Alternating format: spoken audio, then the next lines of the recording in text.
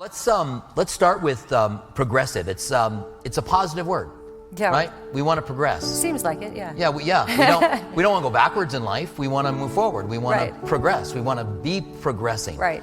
And I was in a conversation today on Twitter with a progressive Christian who kept going back to love, which is kind of what they do. They're going back to love and it's trying to get away from the tenets of Scripture to it.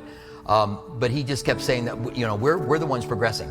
So you want to talk about how that could end up being something negative when it's such a positive word? Right. Well, progressive Christianity is sort of my area of interest and study because the church where my faith crisis was facilitated went on to rebrand itself as a progressive Christian community. And then I understood what happened to me at that point, that this was really a situation in which the pastor had converted to this progressive Christianity and was trying to convert others to that belief as well.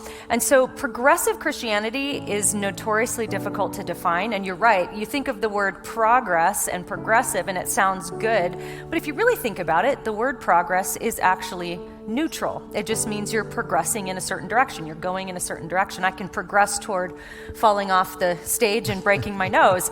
That would not be a good kind of progress. And so the best way that I can define it is that it's really a reaction against more conservative Christianity or evangelical Christianity. So most progressive Christians are ex-evangelicals. They grew up in the evangelical church and they've now rejected those beliefs. And so it's really the view that Christianity itself is progressing. So whereas you and I might look at the earliest followers of Jesus, those who were the eyewitnesses of his life, death, and resurrection, as having the highest authority to really tell us what Christianity is, in the mind of the progressive Christian, those people that were the earliest Christians were really more like representing Christianity in its infancy, like a baby that's learning to crawl before it walks. And so there's this radically different approach to the faith. And so in the mind of the progressive Christian, we've progressed beyond some of these more archaic doctrines, things like hell or the idea that humans are inherently sinful or that sin would separate them from God or that they would need the atoning sacrifice of Jesus on the cross. And so you're right, a lot of times they'll bring it back to the concept of love, but one thing that we have to be aware of is that the progressive Christian does not define love biblically.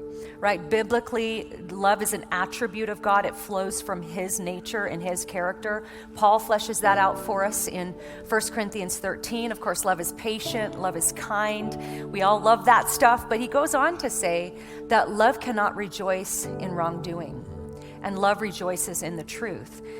But the progressive Christian is not defining love that way. They're defining it more along with culture, which would say love is more of an affirmation and acceptance and even celebration of however anybody else wants to behave like or believe or live out. And of course, we know from the biblical definition that's actually the opposite. There are some things that love requires us to not rejoice in and to actually oppose.